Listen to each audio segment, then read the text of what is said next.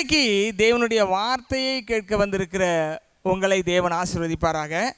இன்றைக்கு இந்த தேவ செய்தி எப்படிப்பட்டதாக இருக்கிறது என்று சொன்னால், போன வாரத்தில் நான் தியானம் பண்ணிகிட்டு இருந்தேன் இந்த வசனத்தை எல்லாம். அப்போ ஆண்டவர் மருளாதிருங்கள் மருளாதிருங்கள் என்ற வார்த்தை எனக்கு இருதயத்தில் போட்டார். அல்லேலூயா. அப்போ மருளாமல் இருக்கிறது அப்படின்னா என்ன அப்படின்னு சொல்லிட்டு ஆய்வு செய்து பார்த்தா அதில் நிறைய விஷயங்கள் அதில் அடங்கியிருக்கு. பரிசுத்த பவுல் தன்னுடைய 2வது மிஷினரி பிரயாணத்தில், அப்போஸ்தலர் நடபடிகள் 16 அதிகாரத்தில் அவருடைய 2வது மிஷினரி பிரயாணம் ஆரம்பிக்குது. அந்த மிஷினரி பிரயாணத்தில் ஸ்தாபிக்கப்பட்ட ஒரு சபை தான் பிலிப்பியருக்கு எழுதின அந்த நிருபம். அந்த நிருபத்தில் இருக்கிறதான 1ஆம் அதிகாரத்தில் 28, 29, 30 வசனங்கள் நீங்கள் வாசித்து பார்த்தீங்கன்னா, பரிசுத்த பவுல் சிறைச்சாலையிலிருந்து எழுதுகிறார். கவனிங்க, நன்றாக கவனிங்கள். எங்கிருந்து எழுதுகிறார்? சிறைச்சாலையிலிருந்து. இந்த காலத்து சிறைச்சாலை மாதிரி கிடையாது. அந்த காலத்து சிறைச்சாலை ரொம்ப கஷ்டமான ஒரு சூழ்நிலை தான். இப்போ சிறைச்சாலையில் தனியாக ஒரு ஆளை போட்டுருவாங்க. அப்போ அப்படி கிடையாது. அவர் வீட்டு சிறையில் இருந்தபொழுது அவருடைய கையில் ஒரு செயினும் இன்னொரு போர் சேவன் கையில் ஒரு செயினும் இருக்கும். 1 மீட்டர் தான் இருக்கும், 3.25 அடி இருக்கும், அவ்வளோதான். எங்கே போனாலும் அந்த செயினோட பக்கத்தில் கூட ஒருத்தர் வந்துக்கிட்டே இருப்பார். இந்த சூழ்நிலையில் ஒரு கையை பயன்படுத்தி எழுதுகிறார் நிருபத்தை. அந்த நிருபம்தான் எபேசியர், பிலிப்பியர், கொலேசியர், பிலமன் என்ற 4 நிருபங்களை சிறைச்சாலையிலே ஒரு கையில் சங்கிலியோடு இன்னொரு கையில் அதாவது இறகை எடுத்து மையை தொட்டு பொறுமையாக உட்கார்ந்து எழுதுகிறார். எழுதும்பொழுது அவருடைய மனநிலை எப்படி இருந்தது என்றால் மகிழ்ச்சியான மனநிலையாக இருந்தது. அல்லேலூயா.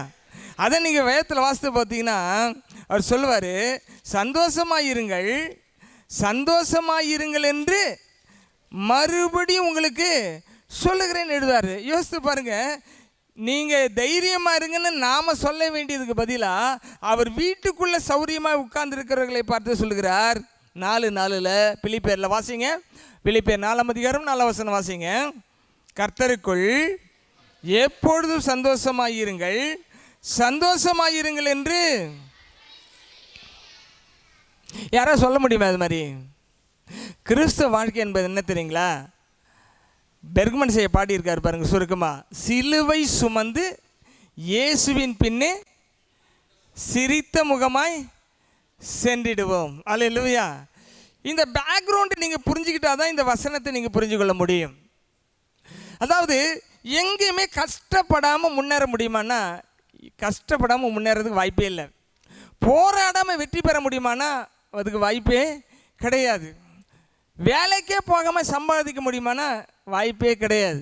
அதே போல் தான் கிறிஸ்தவ வாழ்க்கையில் சிலுவை சுமக்காமல் சிங்காசனம் கிடையாது. சத்தமாக சொல்கிறீங்களா? சிலுவை இல்லாமல் சிங்காசனம் கிடையாது. There is no cross, there is no throne. சிலுவை இல்லாமல் சிங்காசனம் கிடையாது. சத்தமாக சொல்லாமா? சரி, இப்போ இந்த பிலிப்பியர் 1ஆம் அதிகாரத்தில் எடுத்துக்கொள்ளுங்கள்.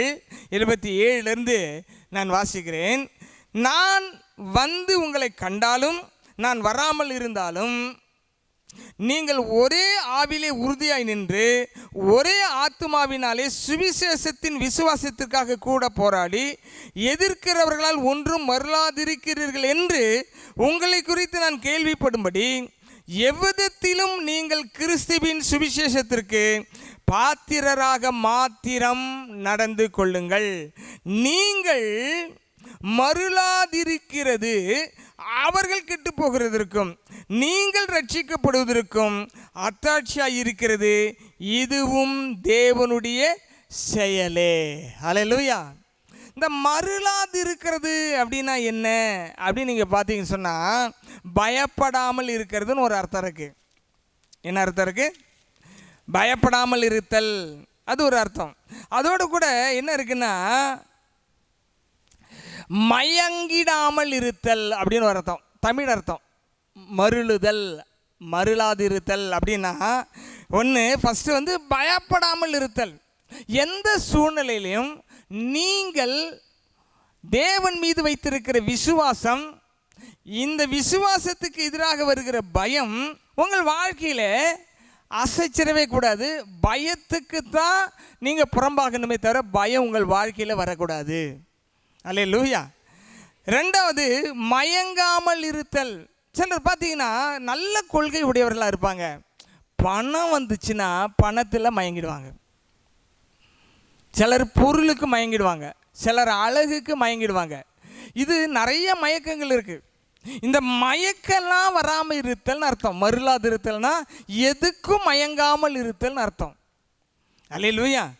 அடுத்தது மூணாவது ஒரு அர்த்தம் கொடுக்குது, குழப்பம் அடையாமல் இருத்தல். எப்படி இருக்கிறது? கிறிஸ்தவ வாழ்க்கையில் நீங்கள் விசுவாசத்தில் நிற்கிறீங்கன்னு சொன்னால், கர்த்தருடைய வசனத்தில் நிற்கிறீங்கன்னா குழப்பம் அடையக்கூடாது, கன்ஃபியூஷன் இருக்கக்கூடாது. அல்லேலூயா. டெய்லி வாழ்க்கையில் என்ன தான் அதிகமாக வருது? குழப்பம்தான் வருது இல்லை? அந்த குழப்பம் வராமல் இருக்கிறதுக்கு பேர் என்னது? மருளாதிருத்தல். நான்காவது இன்னும் கூட ஒரு அர்த்தம் இருக்கிறது. என்னன்னு சொன்னால், நிலை தடுமாறாமல் உறுதியாக இருத்தல். சொல்லுங்க, நிலை தடுமாறாமல் உறுதியாக இருத்தல். ஒரு ஸ்டாண்டர்ட் எடுத்துட்டோம், ஒரு நிலைப்பாட்டை எடுத்துட்டோன்னு சொன்னால் அதில் ஸ்ட்ராங்காக நிற்கணும். யாருக்கு? நம்ம சுயநலத்துக்காக எடுக்கிற தீர்மானங்களை சொல்லலைங்க. நம்ம கிறிஸ்துவுக்கென்று ஒரு தீர்மானம் எடுக்கிறோம், அந்த தீர்மானத்தில் உறுதியாக இருத்தல். அல்லேலூயா. அதுக்கு பேர் தான் என்னது? அதுக்கு பேர் தான் என்ன? மருளாதிருத்தல். இந்த கிரேக்க வார்த்தை ஒரே ஒரு வார்த்தை தான் இந்த முழு புதிய ஏற்பாட்டிலையும் இந்த ஒரு இடத்துல மட்டும்தான் இந்த மருளாதிருத்தல் இந்த வார்த்தை பயன்படுத்தப்படுகிறது. என்னென்னா, கஷ்டங்கள், துன்பங்கள், நெருக்கடிகள் வரும்பொழுது மக்கள் பல விதத்தில் மருண்டு விடுகிறார்கள், குழப்பம் அடைந்து விடுகிறார்கள், நிலை தடுமாறி விடுகிறார்கள், உறுதித்தன்மை இழந்து போய் விடுகிறார்கள், கொள்கைகளை மாற்றி விடுகிறார்கள். இதை மாறாமல் இருக்கிறதான ஒரு தன்மை நமக்கு வேண்டும் என்று பவுல் எழுதுகிறார். அதுக்கு இன்னொரு வசனம் பார்த்தீங்கன்னா, மன உறுதி இறை நம்பிக்கையில். இறை நம்பிக்கையில் மன உறுதியாக இருத்தல். தேவன் மீது நம்பிக்கை வைக்கிறோம், அந்த நம்பிக்கையில் எப்படி இருக்கணுமா? மன உறுதியாக இருத்தல்.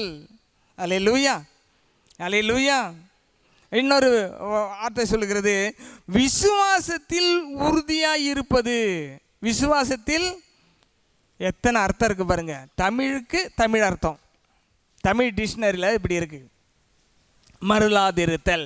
சொல்லுங்க, மருளாதிருத்தல். இப்போ இதெல்லாம் சொன்ன அர்த்தத்தெல்லாம் நீங்கள் ஒன்றா சேர்ந்து உங்கள் மனசில் நீங்கள் வைக்கணும். எந்த காரியத்திற்காகனா, ரெண்டு விஷயத்துக்காக தான். ஒன்று, உங்கள் தேவன் மீது நீங்கள் வைத்திருக்கிற விசுவாசத்திற்காகவும், தேவனுடைய நற்செய்தியை பகிர்வதிலையும் இப்படிப்பட்ட உறுதி இருக்க வேண்டும், மருளக்கூடாது என்று பவுல் எழுதுகிறார். அல்லேலூயா. இந்த அதிகாரத்திலே நீங்கள் பார்த்தீங்கன்னு சொன்னால் 29ஆம் வசனத்தை கவனிங்க. பிலிப்பியர் 1:29. ஏனெனில் கிறிஸ்துவினிடத்தில் விசுவாசிக்கிறதுக்கு மாத்திரமல்ல, அவர் நிமித்தமாக பாடுபடுகிறதுக்கு உங்களுக்கு அருளப்பட்டிருக்கிறது. அல்லேலூயா.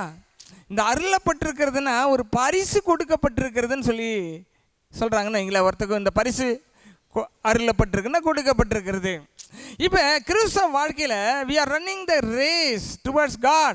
தேவனை நோக்கி ஓடுகிற இந்த பயணத்தில் நமக்கு ஒன்று அருளப்பட்டிருக்கிறது. என்ன தெரியுமா? அவரோடு கூட பாடுபடுகிறது நமக்கு அருளப்பட்டிருக்கிறது. அன்அவாய்டபிள் திங், ஒரு தவிர்க்க முடியாத ஒரு விஷயமாக பவுல் இதை எழுதுகிறார். அல்லேலூயா. பவுல் அதை எதிர்பார்த்திருந்தார். அவர் எதிர்பார்த்து தான் அந்த ஓட்டத்தை ஓடுகிறார். அந்த எதிர்பார்ப்பு வரும்பொழுது அவர் சந்தோஷமாக அதை எதிர்கொள்கிறார், அதன் ஊடாக கடந்து செல்கிறார், தன்னுடைய ஃபாலோவர்ஸுக்கு எழுதுகிறார். எப்படி எழுதுகிறான்னு சொன்னால், கடைசி வசனம் பாருங்க. நீங்கள் என்னிடத்தில் கண்டதும் எனக்கு உண்டென்று இப்பொழுது கேள்விப்படுகிறதுமான போராட்டமே. இது நல்ல வாக்குத்தத்தம் தானே? உங்கள் அப்பா பையனை பார்த்து சொல்கிறாங்க, டே என்ன மாதிரி தாண்டா நீ கஷ்டப்பட்டாகணும் அப்படின்னு சொன்னால் அது ஆசீர்வாதமா? என்ன மாதிரி தானே நீயும் கஷ்டப்பட்டாவுன்னு சொன்னால் அது ஆசீர்வாதமா? நம்மளாம் என்ன நினைக்கிறோம், நான் படுற கஷ்டம் நீ பட கூடாதுன்னு நினைக்கிறோம். ஆனால் பவுல் என்ன சொல்கிறாருன்னா, கிறிஸ்தவ வாழ்க்கையில் ஒரே ஒரு ஆப்ஷன் தான், சிலுவை சுமக்க வேண்டும், தினந்தோறும் அவருடைய பின் செல்ல வேண்டும்.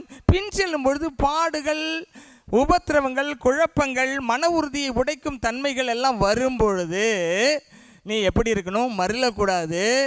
எனக்கு எப்படி நடக்கிறதோ அதே போல் உங்களுக்கும் நடக்கும், சோர்ந்து போகாமல் முன்னேறுங்கள் சொல்கிறாரு. அல்லேலூயா, அல்லேலூயா.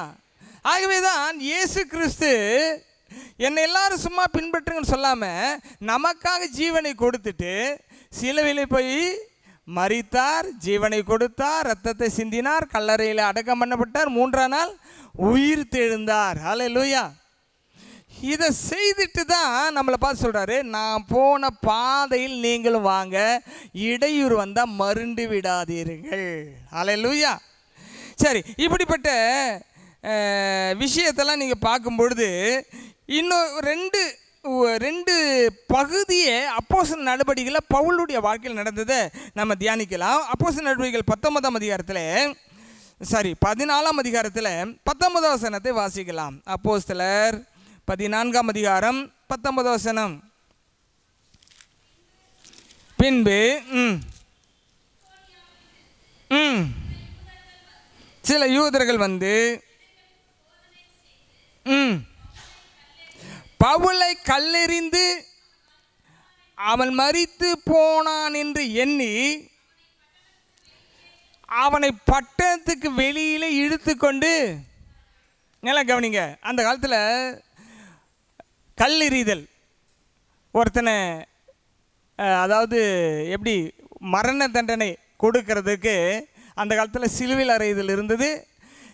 யூதர்களுக்கு என்ன பழக்கம்னா சிலுவையில் அறைய பழக்கம் கிடையாது, கல் எறிந்து கொள்ளுதல். கொன்னுட்ட பிறகு செத்து போயிட்டான்னா அவனை ஊருக்கு வெளியிலே சுடுகாட்டு பகுதி, அந்த ஊருக்கு புறம்பென அங்கே கொண்டு போய் போட்டுருவாங்க. அல்லேலூயா. இப்போ பாருங்க, இந்த நீங்கள் எதுக்குமே தேவனுடைய விசுவாசத்திற்கும் தேவனுடைய நற்செய்தி அறிவிப்பதற்கும் பயப்படாமல் இருக்க வேண்டும் என்று எழுதுகிற பவுல் தன் வாழ்க்கையில் ஒரு விஷயத்தை எழுதுகிறாரு. என்ன நடக்குதுங்க? அவரை கல்லெறிந்து கொன்று விட்டார்கள். கொண்டு போய் எங்கே போட்டுட்டாங்க? ஊருக்கு புறம்பே போட்டு விட்டார்கள். என்ன நடக்குது? அடுத்த வசனத்தை பாருங்க. சீசர்கள் அவனை சூழ்ந்து நிற்கையில் அவன் எழுந்து பட்டணத்துக்குள் பிரவேசித்தான். என்னாச்சு? சீஷர்கள் சூழ்ந்து நிற்கல, அவர் என்ன செய்கிறாரு? பட்டணத்துக்குள் பிரவேசித்தான். மறுநாளிலே பர்னபாவுடன் கூட தெர்பைக்கு புறப்பட்டு போனான். அந்த பட்டணத்தில் அவர்கள் சுவிசேஷத்தை பிரசங்கித்து அநேகரை சீஷராக்கின பின்பு லீஸ்திராவுக்கு, இக்கோனியாவுக்கும் அந்தியோகியாவுக்கும் திரும்ப வந்து சீஷருடைய மனதை திடப்படுத்தி விசுவாசத்தில் நிலைத்திருக்கும்படி அவர்களுக்கு புத்தி சொல்லி, நாம் அநேக உபத்திரவங்களின் வழியாய் தேவனுடைய ராஜ்யத்தில் பிரவேசிக்க வேண்டும் என்று சொன்னார்கள். ஸ்டோனிங்கிறது சும்மா இல்லை, சும்மா ஒத்தரம் கொடுக்குற மாதிரியா வரும் கல்? எப்படி வரும் கல்? வேகமாக வரும், மண்டையில் அடிக்கும், முதுகில் அடிக்கும், கையில் அடிக்கும், காலில் அடிக்கும், எப்படி வேணால் அடிக்கும். அடித்து செத்து போயிட்டார்னு கன்ஃபார்ம் பண்ணி விட்டுட்டு போகிறாங்க. இவர் எழுந்து மறுபடியும் போய் அங்கே பிரசங்கம் பண்ணுறாரு.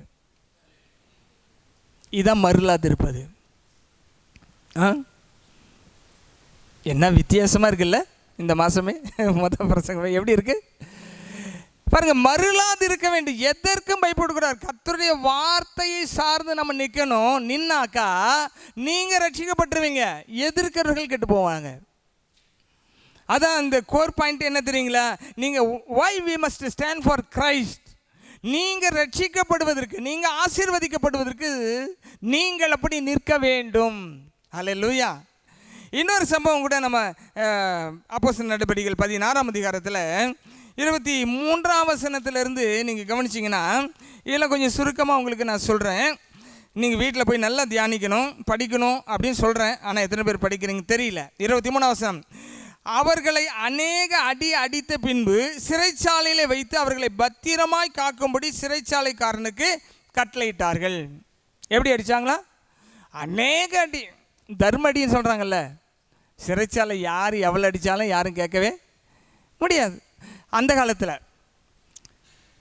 அப்படி அடித்த பிறகு என்ன நடக்குது பாருங்கள். அடுத்த வசனத்தை வாசிங்க. 4 அப்பொழுது ஜனங்கள் கூட்டமாய் அவன் இப்படிப்பட்ட கட்டளைகளை பெற்று உட்காலர்களை அடைத்து அவர்கள் கால்களை தொழுமரத்திலே மாட்டி வைத்தார்கள். நடுராத்திரியிலே பவுலும் சீலாவும் ஜெபம் பண்ணி தேவனை துதித்து பாடினார்கள். காவலில் வைக்கப்பட்டவர்கள் அதை கேட்டுக்கொண்டிருந்தார்கள். சடுதியிலே சிறைச்சாலையின் அஸ்திபாரங்கள் அசையும்படி பூமி மிகவும் அதிர்ந்தது. உடனே கதவுகள் எல்லாம் திறவுண்டது. எல்லோருடைய கட்டுகளும் கழன்று போயிற்று. ஒரு சிறைச்சாலைக்குள்ளே பவுலையும் சீலாவையும் போட்டு அடித்து தூக்கி காலை மேலே கட்டி தலைகீழ தொங்க விட்டுருக்காங்க. சரியா? அப்படி இருக்கிற சமயத்தில் பாட்டு வருமா, வர்ஷிப் வருமா, மியூசிக் வருமா? வருமான்னு கேட்குறேன். நமக்கு வராது, அவருக்கு வருது. அல்லேலூயா, வரணும். அதுக்கு பேர் தான் உண்மையான டிசைபிள்ஷிப். உண்மையான சீஷனுக்கு பாடுகள் மத்தியில் தான் பாடணும், பாடுகள் மத்தியில் தான் பாட்டு வரணும். அல்லேலூயா. அவர்கள் அப்படி செய்த பொழுது என்ன ஆகுதுன்னா, நீங்கள் துன்பத்தின் மத்தியிலே பாடுகள் மத்தியிலே தேவனை துதித்து பாடும்பொழுது அதை கேட்கறதுக்கு ஆண்டவர் இறங்கி வந்து விடுவார். அல்லேலூயா. எங்க வந்துட்டாரு? பெரிய ஸ்டேஜுக்கு வரல, பெரிய மியூசிக்கு புகை லைட்டெல்லாம் அதுக்கு வரல. ரத்தம் ஒலிக்கிட்டு இருக்குது முதுகில், காலெல்லாம் உடைச்சி கிடக்குது, அதாவது பயங்கரமாக கட்டப்பட்டு தொங்கிட்டு கிடக்குறாங்க. உடம்பெல்லாம் வலி, மனசெல்லாம் பயங்கரமான வேதனை, சுவிசேஷத்தை அறிவிக்க முடியாமல் இங்கே வந்துட்டோமேனு. அப்படி இருக்கிற சமயத்தில் இங்கே பாட்டு பாடுவோன்னு பார்க்கும்போது நடுராத்திரியில் அங்கே எல்லா சிறைச்சாலையில் இருக்கிற கைதிகளும் கேட்டுட்டு இருக்கிறாங்க. கேட்டுட்டு இருக்கும்போது என்னன்னா, எல்லார் கையில் இருக்கிற சங்கிலியெல்லாம் தானாகவே அவிழ்ந்து விடுது. அல்லேலூயா. நீங்கள் பாடுகள் மத்தியிலே கர்த்தரை பாடும் பொழுது உங்களுக்கு எதிராக சங்கிலிகள் அறுந்து விழும். ஹல்லேலூயா. மறலாதிருங்கள், பயப்படாதிருங்கள், பின்வாங்காமல் இருங்கள், கர்த்தருக்காக உறுதியாய் நில்லுங்கள். அதுதான் எதிரியே தோற்கடிக்கும். அதுக்கு கீழே நீங்கள் வாசித்து பாருங்க, என்ன நடக்குது பாருங்க. சிறைச்சாலைக்காரன் நித்திரை தெளிந்து சிறைச்சாலையின் கதவுகள் திறந்திருக்கிறதை கண்டு கட்டுண்டர்கள் ஓடி போனார்கள் என்று எண்ணி படைத்துரி தன்னை கொலை செய்து கொள்ள போனான்.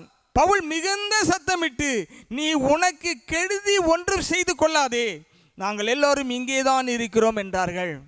என்ன நினச்சி தெரியுமா? If they worship the Lord, தேவனை அவங்க துதிக்கும் பொழுது அந்த சிறைச்சாலையுடைய கதவுகள் எல்லா கதவும் ஓப்பன் ஆயிடுச்சு, எல்லாருடைய செயலும் கட் ஆஃப் ஆயிடுச்சு, கட் ஆகி வந்துருச்சு. திடீர்னு தூங்கிட்டு இருந்தவன் ஜெயிலர் ஏஞ்சி பார்க்குறான், ஏடா எல்லா கதவும் திறந்து கிடக்கு, எல்லாம் ஓடிட்டாங்களோ, நாளைக்கு ஏஞ்சா என்கொயரி வச்சு நம்மளை தான் கொண்டு போய் தண்டனை கொடுப்பாங்கன்னு சொல்லிட்டு நாம் செத்தே போயிடலான்ட்டு போயிட்டான். ஆனால் பவுல் சொல்கிறார், எல்லாம் இங்கே தான் இருக்கிறோம். மருளாதிருங்கள், எப்படிப்பட்ட சூழ்நிலை இருந்தாலும் மருளாதிருங்கள், கர்த்தருக்காக நில்லுங்கள். அல்லேலூயா. அப்படி நின்னீங்கன்னா சிறைச்சாலையின் கதவு திறப்பார், சங்கிலிகளை உடைப்பார், பூட்டி இருக்கிற கதவுகளை அவர் திறப்பார்.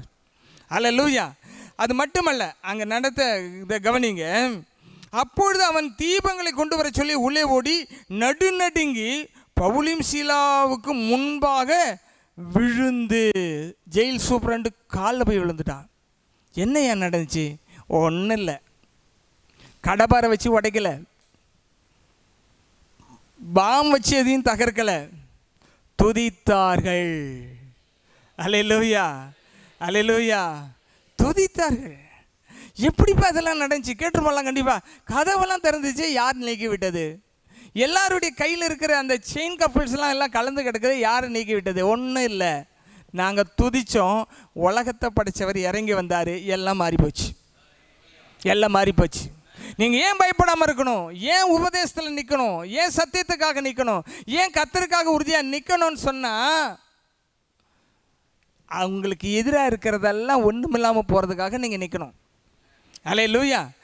சரி, அவர்களை வெளியே அழைத்து வந்து ஆண்டவமாரே ரட்சிக்கப்படுகிறதுக்கு நாங்கள் என்ன செய்ய?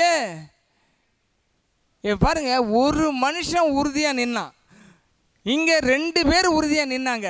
அந்த ஜெயிலில் இருக்கிற அந்த ஜெயிலுடைய சூப்பரண்டு, நான் ரட்சிக்க பண்ணணுன்னா என்ன செய்யணும்னு வந்து கேட்குறான். நாம் இன்றைக்கி எல்லாம் என்ன பண்ணிகிட்டு இருக்கோம்? ரட்சிக்கப்படுங்க, ரட்சிக்கப்படுங்க. ரட்சிக்கப்படுங்கன்னு சொல்லிட்டு இருக்கிறோம்.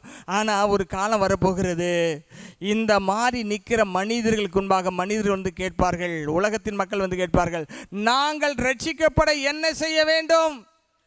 இந்த இயேசு கிறிஸ்துவை ஏற்றுக்கொள்ள என்ன செய்ய வேண்டும்? நாங்கள் எப்படி அவரை துதிக்க வேண்டும்? இப்படி ஒரு பெரிய மாற்றம் இந்த ஜெயில் சரித்திரத்தில் ஒரு நாள் நடக்கலையே. காரணம் என்ன தெரியுமா? தைரியமாக நின்னார், மருளாது இருந்தார் பவுல்.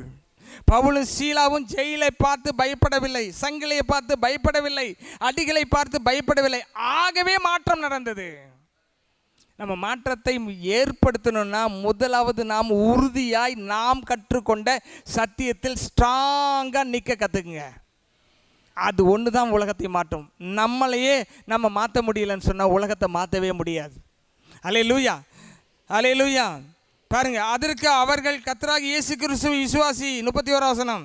அப்பொழுது நீயும் உன் வீட்டாரும் ரட்சிக்கப்படுவர் என்று சொல்லி அவனுக்கும் அவன் வீட்டில் இருந்த யாவருக்கும் கர்த்தருடைய வசனத்தை போதித்தார்கள், டீச்சிங் பண்ணினார்கள். மேலும் ராத்திரியிலே அந்நேரத்தில் தானே அவன் அவர்களை அழைத்து கொண்டு போய் அவர்களுடைய காயங்களை கழுவினான். அவனும் அவனுடையவர்கள் அனைவரும் உடனே, சொல்லுங்க, உடனே ஞானஸ்நானம் பெற்றாங்க. நைட் பாருங்க, காயங்களை கழுவினா என்ன அர்த்தம்? கையில் காயம், காலில் காயம், முதுகில் காயம், தலையில் காயம், வயிற்றில் காயம், எல்லாம் காயம். எல்லா காயம் இருந்தாலும் அவருடைய அந்த மருளாத தன்மை என்ன தெரியுமா? எது இருந்தாலும் பரவாயில்ல, நான் ஆண்டவரை துதிக்க வேண்டும். இதுக்கெல்லாம் என்ன இன்ஸ்பிரேஷனாக இருக்கணும்? எந்த சூழ்நிலையாக இருந்தாலும் ரைட்டு, நான் துதிக்கணும். அவன் வந்து பார்க்குறான், ஐயோ அடித்து உடச்சி ரத்தம்லாம் காஞ்சி கிடக்கேன்ட்டு அவன் போய் நைட்டு துடைக்கிறான். துடைச்சி சொல்கிறான், நாளைக்கெல்லாம் கிடையாது, எனக்கு இப்போயே ஞானஸ்தானம் கொடு. நைட்டு 12 ஆயிடுச்சு, பரவாயில்ல, இப்போ எனக்கு ஞானஸ்தானம் கொடு. அவன் வீட்டில் இருக்க சித்தப்பாவை கூப்பிட்டான், பெரியப்பாவை கூப்பிட்டான், மனைவியை கூப்பிட்டான், பிள்ளைகளே எல்லாம் வாங்கடா. இந்த சரித்திரத்தில், ஜெயில் சரித்திரத்தை ஒரு நாள் கூட நடக்கலை. ஒருத்தருமே சாவி வச்சு திறக்கலை, ஒருத்தருமே எதுவும் உடைக்கலை, எல்லாம் திறந்து போச்சு, எல்லார் கையிலேருந்து கட்டு. இது வந்து கடவுளை தவிர யாருமே இப்படிப்பட்ட விடுதலை கொடுக்க முடியாது. ஆக வாங்க எல்லாரும்.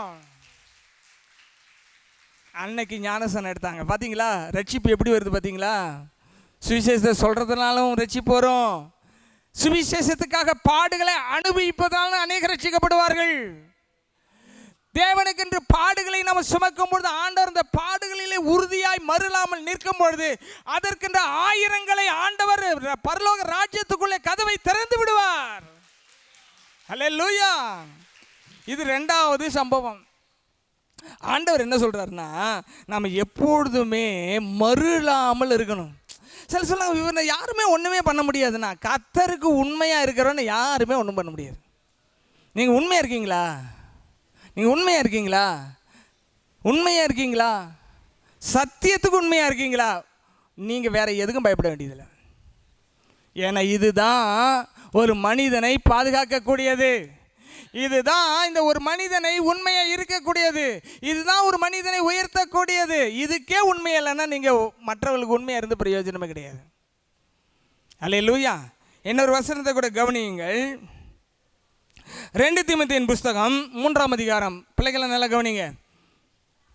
2 தீமோத்தேயின் புஸ்தகம் 3ஆம் அதிகாரம் 14ஆம் வசனம். நீ கற்று நிச்சயித்து கொண்டவைகளில் நிலைத்திரு, அவைகளை இன்னாரிடத்தில் கற்றாய் என்பதை நீ அறிந்திருக்கிறாயே. வாசிங்க.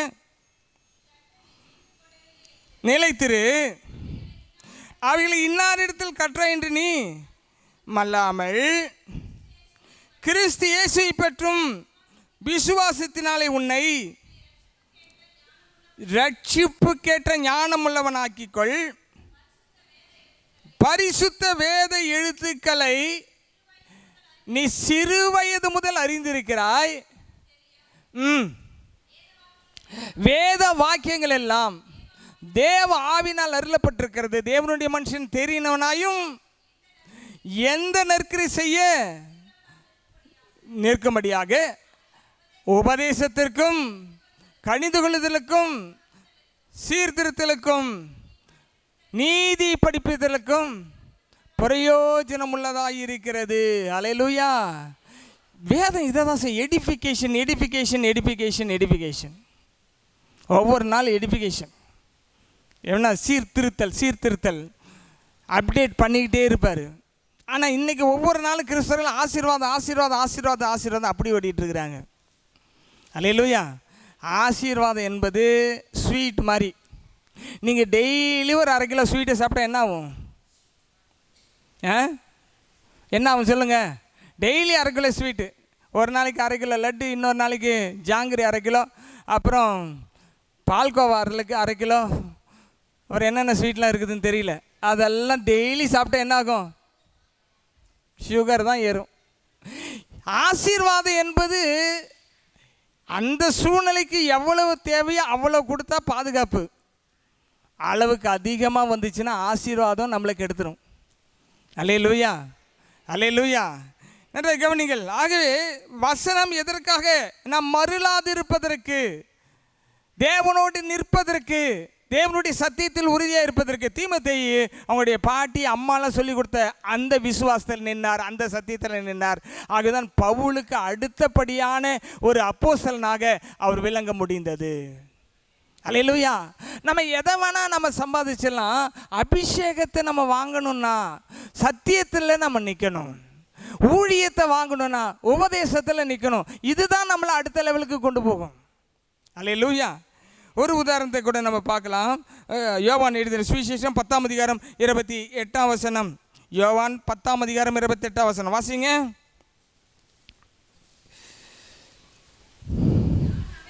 நான் அவைகளுக்கு நித்திய ஜீவனை கொடுக்கிறேன், அவைகள் ஒரு காலும் கெட்டு போவதில்லை. நல்லா கவனிங்க.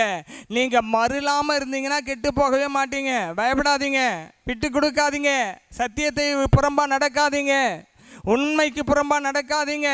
எதெல்லாம் கொலேசியர் சொல்கிறார்ல, ஒழுக்கமுள்ள, பிலிப்பியரை சொல்கிறார், ஒழுக்கமுள்ளைகள், கற்புள்ளைகள், நீதியுள்ளைகள், உண்மையுள்ளைகள், இதை அந்த 8 விஷயம் சொல்கிறார். 8 விஷயத்துல ஸ்டாண்ட் பை இருங்க, நில்லுங்க. அது உங்களுக்கு ஆசீர்வாதத்தை கொடுத்துக்கிட்டே இருக்கும். அல்லேலூயா, அல்லேலூயா. வாசிங்க, கம்ப்ளீட் பண்ணுங்க. அதை அவைகளை எனக்கு தந்த பிதா எல்லாரிலும் பெரியவராக இருக்கிறார், அவைகளை என் பிதாவின் கையிலிருந்து ஒருவனும் பறித்து கொள்வதில்லை. நீங்கள் மறுலாமல் இருந்தால் உங்களை யாரும் ஆண்டவர் விட்டு பிரிக்கவே முடியாது. அந்த பரிசுத்த பவுல் சொல்கிறாரு, மரணமோ ஜீவனோ நாசமோசமோ பட்டயமோ பட்டினியோ ஒன்றும் கிறிஸ்துவின் அன்பை விட்டு என்னை பிரிக்க மாட்டாது என்று நிச்சயித்திருக்கிறேன். அதான் மறுலாது இருப்பது. இதான் ஃபஸ்ட் டைம் இந்த தலைப்பில் நான் பேசிகிட்டு இருக்கிறேன். மறுலாது இருப்பது நிறைய விஷயம் இருக்குது. இந்த மறுலாது இருப்பதில் இருக்கிற விஷயம் இப்போ இந்த கோர் பாயிண்ட்டாக இந்த வசனத்தை எடுத்து ஒரு உதாரணத்தை மட்டும் நான் சொல்ல விரும்புகிறேன். இந்த 10ஆம் வசனம், 10ஆம் அதிகாரம் 28 வசனம் எல்லாம் சேர்ந்து படிங்க.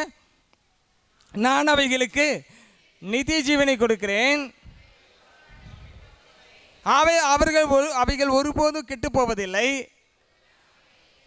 ஒருவனும் அவைகளை என் கையிலிருந்து பறித்து கொள்ளவே முடியாது. உங்களை யாரும் தட்டி பறிக்கவே முடியாது.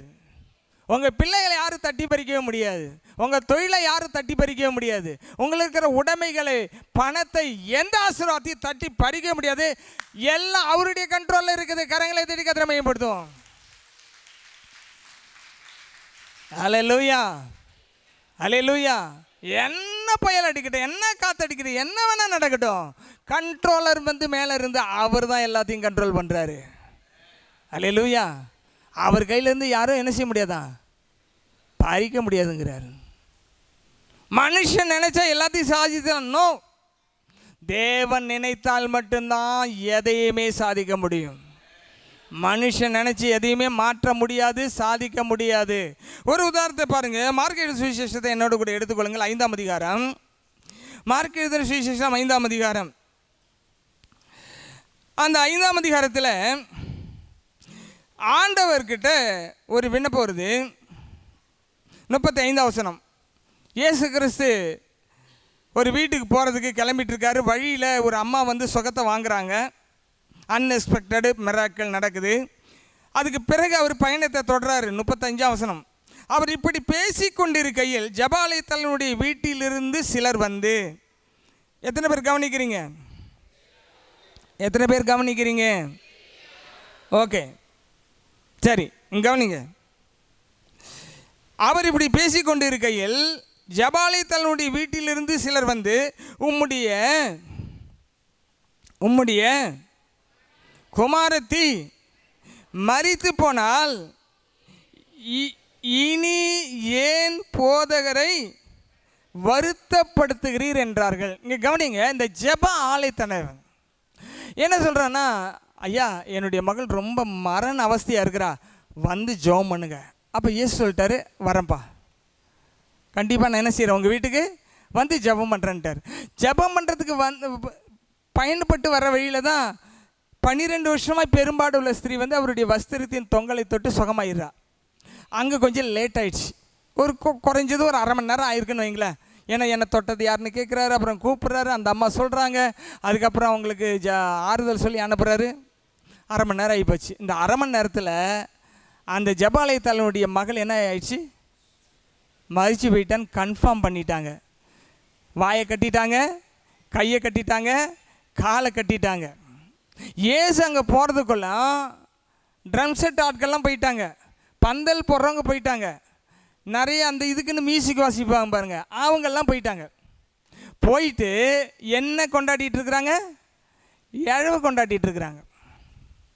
அப்போ டைம் எப்படி 1 hour ஆகிருக்குமா? ஏசு அந்த வீட்டுக்கு போகிறதுக்கு 1 hour ஆயிடுச்சு. எல்லாம் ஏற்பாடும் பண்ணியாச்சு. ஏற்பாடு பண்ணவர் வந்து சொல்கிறாரு, ஐயா பாஸ்டர் வர வேண்டாம், ஏசு வர வேண்டாம், அவரை கஷ்டப்படுத்தாதீங்க, முடிஞ்சு போச்சு எல்லாம். இப்படி ஒரு மெசேஜ் வந்த பிறகு அந்த தகப்பனுக்கு கோபம் வருமா வராதா? என்னடா முன்னாடி 1 மணி நேரத்துக்கு முன்னாடி வந்திருந்தா என் பிள்ளைய காப்பாற்றி இருக்கலாமே அப்படின்னு ஒரு எண்ணம் வந்திருக்கும். ஆனால் இங்கே என்ன நடக்குது பாருங்க, இந்த செய்தி அந்த மனுஷனிடத்தில் சொன்ன பொழுது இயேசு என்ன சொல்றாரு பாருங்க. இயேசு கவனிங்க, அவர்கள் சொன்ன வார்த்தை இயேசு கேட்ட உடனே, அவர்கள் சொன்ன வார்த்தையை இயேசு கேட்ட உடனே ஜபாலய தலைவனை நோக்கி, பயப்படாதே, விசுவாசம் உள்ளவனாய் இரு, மறந்து போயிடாதன்றாரு. பயப்படாதே, என்ன செய், விசுவாசம் உள்ள, சொல்லுங்க, பயப்படாதே, விசுவாசம் உள்ளவனாயிரு. எந்த சூழ்நிலை சொல்றாரு? மகள் இறந்து போயிட்டுன்ற செய்தி வந்த உடனே இயேசு சொல்றாரு, பயப்படாதே, விசுவாசம் உள்ளவனாய் இரு என்று சொல்லி பேதுருவையும் யாக்கோப்பையும் யாக்கோப்பின் சகோதரன் யோவானையும் தவிர மற்ற ஒருவரையும் தம்மோடு கூட வருகிறதுக்கு இளங்கொடாமல். எத்தனை பேர் கூப்பிட்டு போறாரு? எத்தனை சீஷர்கள் மொத்தம்? எத்தனை சீஷர்கள்? கவனிங்க டேய் பிள்ளைங்களா, எத்தனை சீஷர்கள் மொத்தம்? எத்தனை சீஷர்கள்? 12 சீஷர்களில் 3 பேர் தான் கூப்பிட்றாரு. பேதுருவா, யாக்கோப்பா, யோவான்வா. ஐயா நாங்களாம் வரோம், ஐயா கடைசி அந்த பிள்ளையாச்சும் பார்த்துட்டு வந்துடுவோம், வரோம். ஒருத்தனும் வரக்கூடாது, எல்லாம் அமைதியாக எங்கேயா இருங்க. சில சமயத்தில் ஆண்டவர் சிலரை தான் எடுப்பார், எல்லோரும் சேர்த்து தூக்கிட்டு போக மாட்டார். இந்த 3 பேர் ஏன் எடுத்தான்னு தெரியல. ஒருவேளை இந்த 3 பேர் தான் அதிகாலை ஜெபம் பண்ணியிருப்பானோன்னு தெரியல, மீதி எல்லாமே தூங்கிட்டு இருந்திருப்பாங்களோ தெரியல. இந்த 3 பேர் மட்டும் வாங்கன்னு சொல்லி கூட்டிகிட்டு போயிட்டாரு. கூட்டிகிட்டு போய் என்ன நடக்குது பாருங்க, ஜெபாலய தலைவனுடைய வீட்டுக்குள் பிரவேசித்து வந்து சந்தடியையும் மிகவும் அழுது புலம்புறதையும் கண்டார். அல்லேலூயா. எதை பார்க்குறாரு? சந்தடினா புரியுதா? சின்ன குழந்தை, 12 வயசு குழந்தை இறந்து போச்சு. ஆனால் மார்பில் அடிச்சுக்கிட்டு பயங்கரமாக கத்தி உருண்டு பரண்டுக்கிட்டு கிடக்குறாங்க. இப்போல்லாம் பாசம்லாம் ரொம்ப கம்மி, அப்போல்லாம் பாசம் ஜாஸ்தி. பயங்கரமாக அழுது புறப்படுறாங்க. இப்போ கண்டு என்ன சொல்கிறாரு பாருங்க, உள்ளே பிரவேசித்து நீங்கள் சந்தடி பண்ணி அழுகிறத, ஏப்பா இப்படிலாம் சண்டை போட்டு அழுதுட்டு இருக்கிறீங்க, இப்படிலாம் செய்யாதீங்க. கவனிங்க, எப்படி அழாதீங்க, பிள்ளை மரிக்கவில்லை. எல்லாம் சத்தமாக சொல்லுங்க பார்க்கலாம். நித்திரையாய் இருக்கிறார் என்றார். நல்லா கவனிங்க, உங்கள் சூழ்நிலையை பார்த்து பரிதாபப்படுகிற ஆண்டவர் கிடையாது. உங்கள் சூழ்நிலை அவரால் மாற்ற முடியும் என்பதனாலே உங்கள் மீது பரிதாபம் காட்ட மாட்டார். ஐயே என்னை வந்து இப்படி சொல்லிட்டாங்களே, என்ன ஒன்றும் யாருமே வந்து விசாரிக்கலையே, நான் இவ்வளோ துக்கத்திற்கு என்ன. இந்த மாதிரி சூழ்நிலையில் நீங்கள் விசுவாசத்தை நின்னா இயேசு வந்து மாற்றத்தை கொடுப்பார், அற்புதத்தை செய்வார். தம்மோடு கூட வந்தவர்களையும் அதற்காக அவரை பார்த்து சிரித்தாங்க. அழுதுட்டு இருக்கிற மனுஷன் மக்கள் ஏசாவை மறிக்கலை அப்படின்னு சொன்னோடனே அவங்கள அறியாமலே என்ன செஞ்சாங்க? சிரித்து விட்டார்கள், நகைத்தார்கள். எல்லாரையும் அவர் வெளியே போக பண்ணி பிள்ளையின் தகப்பனையும் தாயும் தம்மோடு வந்தவர்களையும் அழைத்து கொண்டு பிள்ளை இருந்த இடத்துக்குள் பிரவேசித்து பிள்ளை நல்லா கவனிங்க, நல்லா கவனிங்க. ஒரு பெரிய மிராக்கள் நடக்கணும்னா எல்லாரையும் வச்சு செய்ய மாட்டாராண்டவர். ஏன் அப்படின்னு நீங்கள் கேட்கலாம். ஏன் இந்த 12 சீஷரில் 3 பேரை அழைச்சிட்டு மீதி எத்தனை மீந்து போச்சு? 9 பேரா? 9 பேரை விட்டுட்டு வந்துட்டார். இங்கே பார்க்குறாரு, சித்தப்பா பெரியப்பா மாமா மச்சான் அவங்கெல்லாம் நின்றுட்டு இருக்கிறாங்க. இங்கே சொல்கிறாரு, அவங்க அப்பா அம்மா மட்டும் வாங்க உள்ள. மொத்தம் 3 சீஷரு, அவங்க அப்பா அம்மா, இவர் ஒருத்தர். எத்தனை பேர் மொத்தம் ஆச்சு? 4 பேரா? 6 பேர். மீதி எல்லாரும் வெளியே தள்ளி கதை சாத்தியாச்சு. எல்லாரும் வெளியே தள்ளி கதை சாத்தி. நல்லா கவனிங்க, ஒரு முக்கியமான அற்புதம் நடக்கணும்னா விசுவாசம் உள்ளவர்களும் ஒரு மனம் உள்ளவர்கள் மட்டும் இருந்தால் தான் அங்கே நடக்கும். அதனால தான் எல்லாத்தையும் அவிசுவாசமாக இருக்கிறவன், சந்தேகப்படுறவன், ஒருவேளை தோமா போயிருந்தான்னு வைங்க, ஐயா பல்ஸாக பார்த்தோம் பல்ஸாக போயிடுச்சு, இனிமேல் இது பாடி எழுந்திருக்க போகுது, ஜபம் வேஸ்ட்டாக ஜபம் பண்ணாதீங்க, ஏன் அடுத்த ஊழியத்துக்கு போகலான்னு சொல்லியிருப்பார். ஏன்னா உடனே நம்பாதவர் யார்? யாரும் நம்ப மாட்டா. தோமா நம்ப மாட்டார். அந்த ஐயா தான் நம்ம நாட்டுக்கே ஆவிக்குரிய தகப்பனாக வந்திருக்கிறாரு. அல்லேலூயா. நம்மளாம் தோமாவுக்கு அக்காவாகவும் தோமாவுக்கு அண்ணனாகவும் வாழ்ந்துடக்கூடாது. அல்லேலூயா. நம்மளாம் இயேசுவின் வார்த்தைகளை அப்படியே விசுவாசிக்கிறவர்களாக இருக்க வேண்டும். போயிட்டு என்ன செய்கிறார் பாருங்க, போய் அந்த பிள்ளையின் கையை பிடித்து தலித்தாகுமி என்றார். அதற்கு சிறு பெண்ணே எழுந்திரு என்று உனக்கு சொல்கிறேன். நல்லா கவனிங்க, எப்பயுமே ஆண்டவருடைய அற்புதம் எப்படி இருக்குன்னா அநேகருக்கு சாட்சி ஏற்படுத்துகிறதாக இருக்கும். ஒருவேளை மரண அவஸ்தையில் இருக்கும்போது இயேசு கிறிஸ்து போய் ஜெபம் பண்ணி அவர் சுகமாக இருந்திருந்தால்னா இந்த செய்தி இப்படி எழுதப்பட்டிருக்காது. மறிச்சிட்டா, எல்லாம் முடிஞ்சு போச்சு. ஆனால் இயேசு கிறிஸ்து அங்கு போய் அந்த சிறுப்பெண்ணை எழுப்பின பொழுது கிட்டத்தட்ட ஒரு 2000 பேர் அந்த வீட்டில் இருந்திருப்பாங்கன்னு ஒரு கணக்கு வைங்களேன், ஒரு தோராயமாக. இப்போ என்ன நடக்குதுன்னா, இயேசு அவள் கையை பிடித்த உடனவள் எழுந்திரு என்று சொன்ன உடனே சிறுபெண் எழுந்து நடந்தாள். கரங்களை தட்டி கதிரமைப்படுத்துமா? சிறுபெண் எழுந்து நடந்தாள். ஹல்லேலூயா. எங்கே போய் நடந்தா? நான் தியானம் பண்ண கொஞ்சம் இதை அப்படியே. எங்கே போய் நடந்தா? அந்த வீட்டுக்குள்ளே இருந்து எழுப்பிட்டாரு. எங்கே போய் நடந்தா? வெளியில் வரா, வாசலுக்கு வரா. வாசலில் யார் உட்காந்துருக்கா? சித்தப்பா பெரியப்பா மாமா மச்சான் தவுள் வாசிக்கிறவங்க, அந்த அது என்னது ட்ரம் செட்டு வாசிக்கிறவங்க, பந்தல் போட்டவங்க, சொந்தக்காரங்க எல்லாம் உட்காந்துருக்காங்க. ஜே ஜே ஜேன்னு உட்காந்துருக்கா. இவன் என்ன பண்ணுறா? எழுந்து என்னன்னு பண்ணுருக்கு? எழுந்து எங்கே போய் அப்படியே நடந்து காட்டுறா. வேகமாக நடக்கிறா, இப்படி போய் நடக்கிறா. என்னடா அது, 5 நிமிஷத்துக்கு முன்னாடி உள்ளர பொணமாக கடந்தவ இப்போ வந்து நடந்துகிட்டு இருக்கிறா.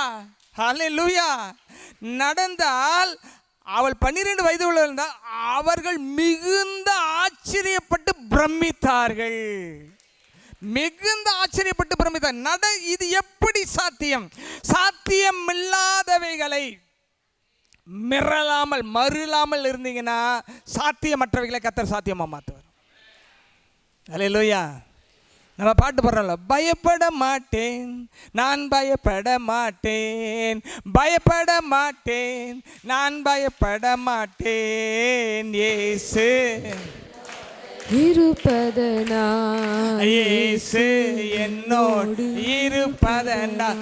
ஆமென். பயப்பட மாட்டேன் நான் பயப்பட மாட்டேன். ஆமென். பயப்பட மாட்டேன் நான் பயப்பட மாட்டேன், இயேசு என்னோடு இருப்பதனால், இயேசு என்னோடு இருப்பதனால். யோவான் 10ஆம் அதிகாரத்தில் என்ன வாசித்தோம் நம்ம? யோவான் 10ஆம் அதிகாரத்தில் என்ன வாசித்தோம்? 28ஆம் வசனத்தில், நான் அவைகளுக்கு நித்திய ஜீவனை கொடுக்கிறேன், அவைகள் ஒரு நாளும் கெட்டு போவதில்லை, ஒருவன் அவன் கையிலேருந்து இங்கே சாத்தான் பிடிங்க எடுத்துகிட்டு போய் நிரந்தரமா அந்த குடும்பத்தை அழுகையில் கொண்டு வந்துடலான்னு பார்த்தான். ஆனால் பாருங்க, நித்திய ஜீவனை கொடுத்தாரா அந்த சிறு பெண்ணுக்கு? அவர் கையிலேருந்து பறிக்க முடியாது, மறுபடியும் எடுத்து மறுபடியும் அந்த குடும்பத்துக்கு கொடுத்தாரா? அல்லேலூயா. வசனத்தின்படி இது நடந்துச்சா? ஏன் தெரியுமா? அந்த செய்தி, துர்ச்செய்தி கேட்ட உடனே இயேசு சொன்னார், பயப்படாதே, மருளாதே, மருளாதே, மருளாதே. உங்கள் வாழ்க்கையில் எந்த கடினமாக, நானும் ஏகப்பட்ட கடினமான பாதையில் போயிருக்கிறேன், இன்னும் போவேன். அதை பற்றிலாம் டோன்ட் கேர். ஏன்னா எனக்கு ஒன்று தெரியும், என்னை யார் அழைச்சார், எதுக்காக அழைச்சார், எந்த நோக்கத்திற்காக நான் பயணிக்கணும்னு தெரிகிறதுனால தான் தைரியமாக போயிட்டுருக்கேன். ஒவ்வொரு நாளும் பல பல பிரச்சனைகளை சந்தித்து கொண்டு தான் இருக்கிறேன். மருளாதிருப்பது தான் நாம் ரட்சிக்கப்படுவதற்கேற்ற காரியத்தை அவர் செய்ய முடியும். ஒருவேளை இந்த செய்தியின் கடைசி பகுதியில் நீங்கள் கேட்கொண்டு இருக்கிறவங்களுக்கு நான் சொல்கிறேன், எல்லாம் முடிஞ்சு போச்சு, இனிமேல் ஒன்றும் பண்ண முடியாதுன்னா நீங்கள் பயப்படாமல் தைரியமாக இருந்தீங்கன்னா இழந்து போன அத்தனை மீண்டும் திரும்ப கர்த்தர் உங்கள் கையில் கொண்டு வருவார். இழந்து போன அத்தனை திரும்ப உங்கள் கையில் கொண்டு வந்து கொடுப்பார். அல்லேலூயா, அல்லேலூயா. ஆகவே தேவன் இந்த காலை வேளையிலே உங்களை பார்த்து பேசுகிற வார்த்தை என்னவென்று சொன்னால், நீங்கள் மருளாதிருப்பது அவர்கள் கெட்டு போவதற்கும் நீங்கள் ரட்சிக்கப்படுவதற்கு ஏதுவாய் இருக்கும். ஆகவே சத்தியத்தில் உறுதியாய் நில்லுங்கள். உறுதியாய் நிற்கும் பொழுது God will change everything for you. உங்களுக்காக எல்லாவற்றையும் அவர் மாற்றுவார், எல்லாவற்றையும் மாற்றுவார். கற்பனையில் கூட நினச்சி பார்க்க முடியாத விஷயங்கள் எல்லாம் வேதத்தில் ஆண்டவர் மாற்றியிருக்கிறார். ஒருத்தர் சண்டை போட்டுட்டு இருக்கிறார் யோசுவா, பொழுது சாய போகுது. ஆண்டவர் பார்த்து சொல்கிறார், சூரியனை பார்த்து, சூரியனை நீ மேலே நில்லு, நான் சண்டை போட்டு ஜெயிக்கிற வரைக்கும் நில்லுன்னா நின்று போச்சு. மோசே போகிறாரு, செங்கடலை பார்த்து கோலை நீட்டுறாரு, செங்கடல் ரெண்டாய் பிறந்தது. ஆசாரியர்கள் கால்களை யோர்தானில் வைக்கிறார்கள், ரெண்டாய் பிளக்கிறது. பிரச்சனையை பெருசாக நீங்கள் பார்த்தீங்கன்னா நீங்கள் பயந்துட்டீங்கன்னு அர்த்தம். நீங்கள் தேவனை பார்த்தீங்கன்னா பிரச்சனை ரொம்ப சின்னதாக இருக்கும். அல்லேலூயா. கழுகு இருக்குது பார்த்தீங்களா? இந்த கழுகு மேலே பறக்குதில்ல, கீழே இருக்கிற கோழி குஞ்சு அடித்து தூக்கிடும். எப்படி? அவ்வளோ ஹைட்டில் இருக்குது, துளியோண்டு தெரியும், டக்குன்னு அடித்து தூக்கிடும். கிட்ட வரும்போது, கிட்ட இறங்கி வரும்போது தான் அது உருவம் பெருசாக தெரியும். நல்லா கவனிங்க. பிரச்சனையை நீங்கள் பெருசாக பார்த்து பிரச்சனையை பேசிகிட்டு இருந்தீங்கன்னா பிரச்சனை என்றைக்குமே தீராது. இந்த வீட்டு ஜெபாலய தலைவன் பெற்ற அற்புதத்துக்கு காரணம் என்ன தெரியுமா? இயேசுவின் வார்த்தையை அப்படியே நம்பினான். பயப்படாதே, பயப்படாதேன்னாரு, திடமனதாக இருக்க சொன்னார். தைரியமாக நின்னர் பாருங்க, ஆண்டவர் அவனை உயிர்ப்பித்து கொடுத்தார். அல்லேலூயா. இன்றைக்கி விசுவாசம் ரொம்ப குறைஞ்சி போயிட்டுருக்கு. கிறிஸ்துவ குடும்பங்களில் விசுவாசம் குறைஞ்சி போயிட்டுருக்கு. கிறிஸ்தவ பிள்ளைகள் பைபிள் அதிகமாக படிக்கிறத விட மொபைலில் அதிகமாக போகிறாங்க, நெட்டில் அதிகமாக போகிறாங்க, என்னென்னமோ விஷயங்கள்லாம் இருக்குது, அதில் போயிட்டுருக்குறாங்க. அதனால் விசுவாசம் குறைஞ்சிட்டு இருக்குது. நான் உங்களுக்கு சொல்கிறேன், பரிசுத்த வேதாகமத்தின் மீது மாட்டம் உங்களுடைய விசுவாசத்தை வைத்தால் வசனத்தில் இருக்கிற ஆசீர்வாதம் எதுவாக இருந்தாலும் அதை நீங்கள் பெற்றுக்கொள்வது நிச்சயம்.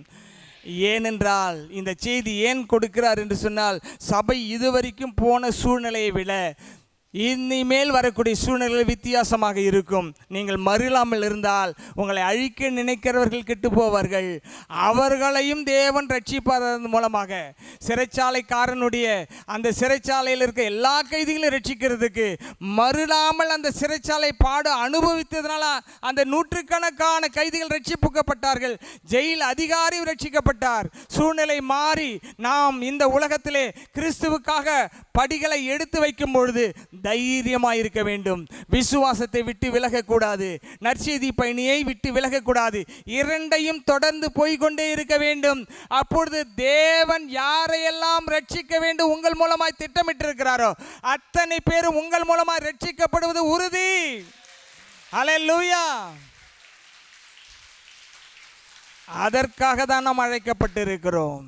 அதற்காக தான் அழைக்கப்பட்டிருக்கிறோம். கண்களை மூடி ஆண்டவரை நோக்கி பார்ப்போம். பிதாவையும் நோக்கி பார்க்கிறோம். இயேசு கிறிஸ்துவின் மூலமாக வருகிறோம். மருளாதிருங்கள் என்று சொல்லி செய்தி எங்களுக்கு கொடுத்திருக்கிறீர். பரிசுத்த பவுல் மருளவில்லை. ஜெபாலய தலைவனை பார்த்து பயப்படாது என்று சொல்லும்போது அவர் மருளாமல், அவர் சொல்லிவிட்டார், அவர் செய்வார் என்று உறுதியாக நின்றார். அதன் மூலமாக பெரிய மாற்றம் ஏற்பட்டது. நாங்கள் எங்களுடைய சபை மக்களையும் எங்களுடைய குடும்பத்தினுடைய அங்கத்தினர் உங்கள் கையில் கொடுத்திருக்கிறபடினாலே ஒருவனும் உம்முடைய கையிலிருந்து ஒருவனும் பிடுங்க முடியாது என்று சொல்லியிருக்கிறது. நீர் அவைகளுக்கு நித்திய ஜீவனை கொடுத்திருக்கிறீர். உம்முடைய விசுவாசத்தில் உறுதியாக இருக்கவும், நற்செய்தி பணியை தொடரவும், இன்றைக்கு இந்த சத்தத்தை இருக்கிற ஒவ்வொரு மீதும் புதிய அபிஷேகம் இறங்கி வருவதாக, தைரியம் இறங்கி வருவதாக, மறுளாமல் இருக்கும்படியான அந்த அபிஷேகம் இந்த காலை வேளையிலே சபை மக்கள் ஒவ்வொரு மீதும் இறங்கி வரட்டும். அவர்களை தைரியப்படுத்தும், தைரியப்படுத்தும், தைரியப்படுத்தும், தைரியப்படுத்தும் ஆண்டவரே. ஷபலரகரபதனரதியலரபமா. நீர் அப்படி செய்ததுக்காக நன்றி. இயேசுவின் நாமத்தில் கேட்கிற நல்ல பிதாவே. என் ஆத்துமாவே கர்த்தரை ஸ்தோத்ரி, என் முழுவலுமே பரிசுத்த நாமத்தை ஸ்தோத்ரி. என் ஆத்துமாவே கர்த்தரை ஸ்தோத்ரி, அவர் செய்த சகல உபகாரங்கள் மறவாதே. ஆமென். ஹல்லேலூயா, ஹல்லேலூயா, ஹல்லேலூயா.